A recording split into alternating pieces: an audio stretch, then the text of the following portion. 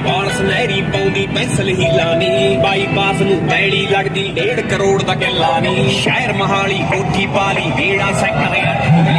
18 ਰੁਪਈ ਕੋਨਾ ਮਰਕਾਂ ਵਾਲੇ ਜੱਟ ਕੁੜੇ ਤੇਰੇ ਨਾਲ ਫਰੈਂਡਾਂ ਸਾਡੇ ਨਾਲ ਯਾਰਾਂ ਦਾ ਕੱਟੇ ਧੌਣ ਸੁੱਟ ਕੇ ਕਰਨ ਸਲਾਮਾਂ ਲੋਕੀ ਚੱਕ ਕੇ ਹੱਥ ਫੜੇ 18 ਰੁਪਈ ਕੋਨਾ ਮਰਕਾਂ ਵਾਲੇ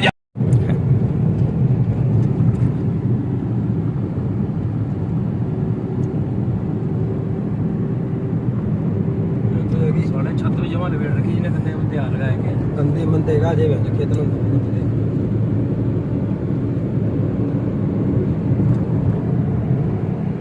इस तो बढ़िया यार कार ठंडी हुई है एक भाई है तो हां धूप है हाँ ना मैं सामान मंगाओ तो बैठ जा सुमना सुमना बैठ बैठ नीचे बैठ जा आराम था यहाँ तो देखो